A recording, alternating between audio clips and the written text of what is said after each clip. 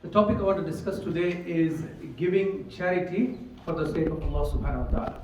If you remember a few days back, we discussed the specific form of charity, which is the obligatory charity, and that is talking about zakat.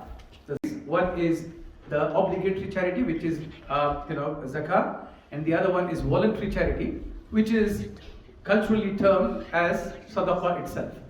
So in sadaqah, what happens is usually in Ramadan we have a cultural tendency of giving zakatul mal during the month of Ramadan.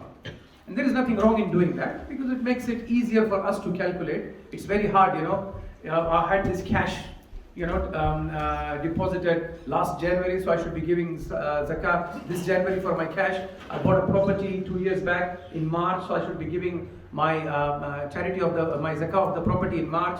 And then the gold I acquired, I have to give it in June. So it's going to be very difficult to calculate each item in a particular month. So what we tend to do is give all together in Ramadan. So you don't have to really calculate for each particular item. In Ramadan, you can calculate everything all together and you give the zakah. However, it's important to note that zakah is obligatory over the possession of 12 months of any of these entities, which makes you liable for zakah. So if you've got an amount of money in your account sitting for 12 months, by January, if it's 12 months, the zakah was due in January, not in March. It was due in January. If you acquired the money last January 2022, you should be giving zakah this year in January 2023, not in March 2023. The zakah is already acquired there. However, to make it easy, what we do is put it in Ramadan so everything can be calculated all together. That's completely good and fine. However, what I want to address today is sometimes in Ramadan, when we are giving zakah, we tend to only give zakah and we do not tend to give sadaqah. We have to distinguish between the two. Zakah is obligatory irrespective of Ramadan. It was already due in January for some people, it may be December for others, it may be February or March for others. So what we are doing in Ramadan is only a matter of making it easier for ourselves and giving it in Ramadan. However, it is very important, apart from zakah, you should be giving charity as well. You should be giving sadaqah as well. It is very important that we continuously give sadaqah for the sake of Allah subhanahu wa ta'ala every now and then when there is a requirement. We also saw in the ayah of the Quran from Surah Tawbah, ayah number 60, the particular 8 categories for whom zakah is permissible. Anything other than those 8 categories, zakah is not permissible. So it's very important we make sure our zakah is going in the right direction. The poor and the needy and the volunteers or the people who are working to distribute the charity, or those who are stuck in prisons, or those who are in debt. So all those 8 categories, we make sure that zakah goes to that, not to other categories. Any other category, you should be giving sadaqah for that. It's very important. So make sure that we distinguish between the categories, as well make sure that we keep on giving sadaqah, which is the non-obligatory charity that we should be giving every now and then. And especially in Ramadan, when we talk about giving sadaqah, which multiplies our reward several times, that is for sadaqah. That is for sadaqah. The zakah was already due, so you are only choosing it to give in Ramadan. We have faith in Allah subhanahu wa ta'ala that even that, if given in Ramadan, Allah will multiply it several times, inshallah. However, what is truly going to be multiplied is your sadaqah. That is what, when you give in Ramadan, the extra charity, that is what is going to be counted. Now, the importance of extra charity, the voluntary charity, is so important in the Quran. Allah subhanahu wa ta'ala has mentioned it in different ways in the Quran. And one of the ayah that I want to recite or mention today is from Surah Al-Baqarah, Surah number 2, ayah number 245. And as I always stress, try take one ayah home as a homework.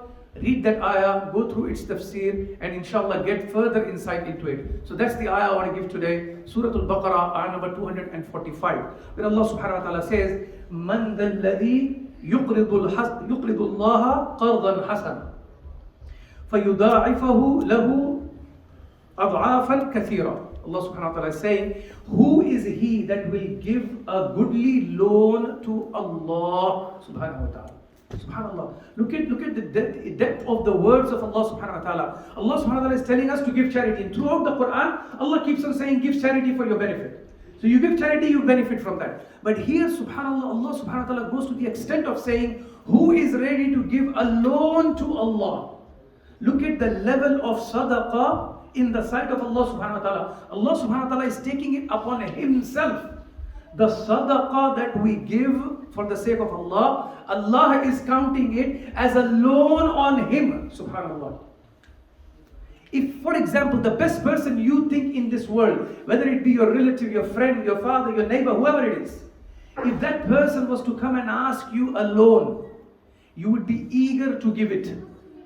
I know sometimes, when our relatives ask us for loan, we don't want to give. I understand that, because you don't have a guarantee of getting the money back. But imagine a rich person coming and asking you to give money as a loan. You would be stepping ahead to give that loan because you have a guarantee the money is going to come back. And you know that the relationship is going to get better. And maybe you will benefit much more than what you're giving. Here, who is the one asking for the loan? It's Allah subhanahu wa ta'ala. And what does Allah say in return? Allah subhanahu wa ta'ala says, أَضْعَافًا كَثِيرًا, so that He may multiply it and return it to you. Allah is promising. You give it to Allah, Allah is going to give it the position of that you're giving a loan to Allah, and in return Allah subhanahu wa ta'ala is saying, Allah will multiply your money. That's a promise from Allah. Next, Allah subhanahu wa ta'ala further says, now Allah reminds us the power, the might of Allah subhanahu wa ta'ala. Allah subhanahu wa ta'ala says, and it is Allah who decreases or increases the wealth. In whose hand is the wealth? The money that we are making, there are millions of people who are much more skilled, hardworking, and knowledgeable than many of us here. But they might not be making the amount of money we are making here. As they say in English language, you're making filthy money. Easy work and you make money. That's what happens in most of the countries we are in. But there are people in other parts of the world working much more harder than us, but they're not making any money similar to our level. So this is what Allah is reminding us. The money, it is Allah who decreases it and it is Allah who increases it. It is a sort of warning to us that if you don't do this charity, the sadaqah, then Allah is reminding us, well, it's in the hands of Allah. Allah can decrease your wealth or Allah can increase your wealth. SubhanAllah, remember a few months back in Turkey, there was this earthquake, a sudden one. Thousands of people died.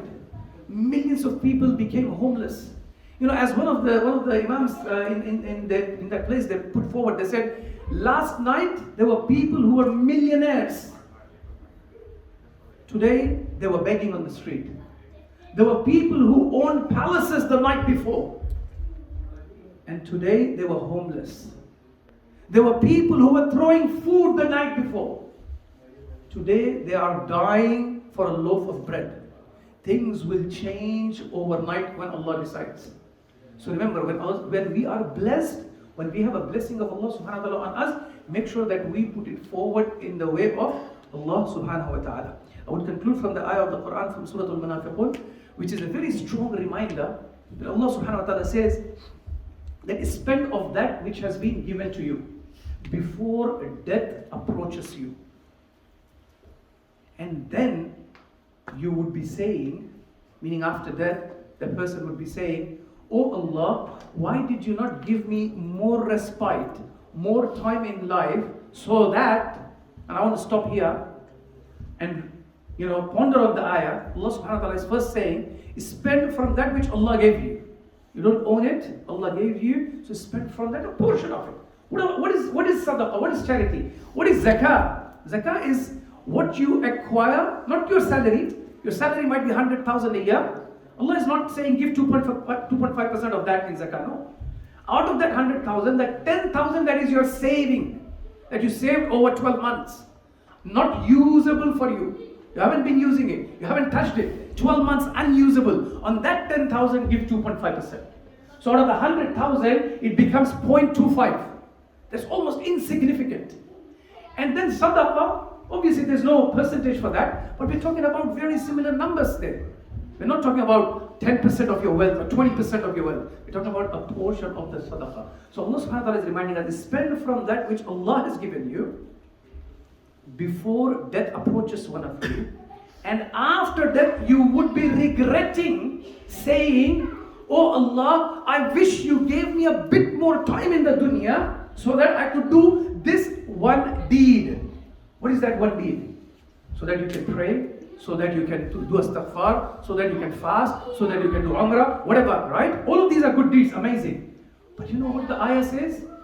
You would beg that I wish I had more time in dunya so that I would give sadaqah and become one of the righteous. You know why? Because after death you would realize of all the deeds you were doing, what would truly benefit you the most? And in this ayah Allah says, the charity is what you would wish, that I wish I come back to the dunya and give some charity so that I could be counted amongst the righteous. I conclude from this small incident that I want to tell you. There was one person who passed away, left $1 million behind, and his children who acquired the wealth in inheritance. One of the children decided, let's give some charity in the name of our father who left us how much? $1 million. For us to make $1 million, it takes the lifetime, right? But this is sitting money there. You get in inheritance $1 million. They wanted to give $10,000 in sadaqah in the name of their father. But then the children fought amongst themselves. They said, no, this is our money, nothing's going to be given sadaqah. Imagine, a man worked hard in his entire life, left behind $1 million, died in the quest of giving everything to their children.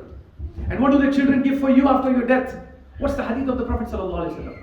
What happens after death? Nothing benefits you after death except 3 things. And one of them is righteous children. This is where it comes, righteous children. You worked hard all your life to give the best things to your children. What are they going to do? Out of your $1 million, they are not ready to give 10,000 as sadaqah in your name. You think they will give money in sadaqah from their earnings?